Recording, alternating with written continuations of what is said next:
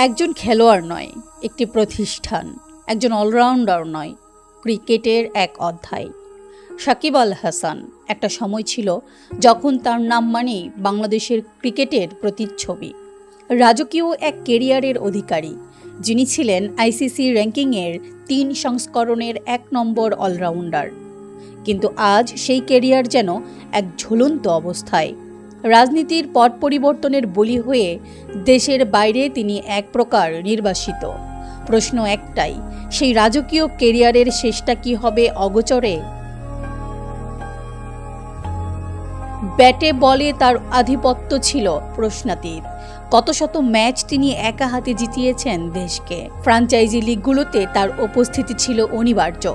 তার ব্যাটে, তার ঘূর্ণিতে বাংলাদেশ বিশ্ব ক্রিকেটে খুঁজে পেয়েছিল নিজেদের কণ্ঠস্বর। তার ক্যারিয়ার ছিল এমন, যা দেখে অন্য দেশের খেলোয়াড়রাও ঈর্ষা করত। তিনি ছিলেন বাংলাদেশের পোস্টার বয়, আপামর জনতার হিরো। কিন্তু সেই বর্ণিল ক্যারিয়ারের ছন্দপতন ঘটায় রাজনীতি। ক্রিকেট মাঠ ছেড়ে যখন তিনি রাজনীতির ময়দানে পা রাখেন, বিতর্ক তাকে ছাড়েনি। ২০২৪ সালের রাজনীতিক পট পরিবর্তন সেই আগুনে যেন ঘি ঢেলে দেয়। অনেকের চোখেই সেই সময় থেকেই বাংলাদেশের জার্সিতে আন্তর্জাতিক ক্যারিয়ার শেষ হয়ে গেছে সাকিবের। রাজনীতির কারণে তার ক্রিকেট ইমেজ যেন পুড়ে ছাই হয়ে গেছে। এখন তিনি দেশের বাইরে, এক প্রকার নির্বাসিত, তবুও ক্রিকেটটা ছাড়েননি। হাশিম আমলার পডকাস্টে সাকিব জানিয়েছেন, এখনও খেলছেন স্বপ্ন পূরণের জন্য। সেই স্বপ্ন হলো বাংলাদেশের হয়ে আবার মাঠে নামা। নিজের অবসর নিয়ে চূড়ান্ত পরিকল্পনা জানালেন স্বয়ং সাকিব। তিনি চান দেশে ফিরে একটি পূর্ণাঙ্গ সিরিজ অর্থাৎ ওয়ানডে টেস্ট ও টি-20 খেলে বিদায় নিতে। ভক্ত সমর্থকদের বিদায় বলার জন্যই এই আকুতি।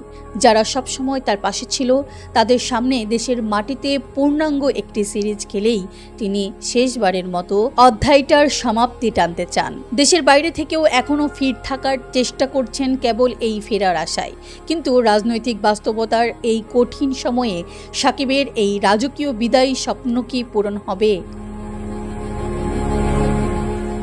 বাংলাদেশ ক্রিকেট কি তার সর্বকালের সেরা তারকাকে দেশের মাটিতে শেষবারের মতো বিদায় জানানোর সুযোগ দেবে? সময় বলে দিবে এর উত্তর।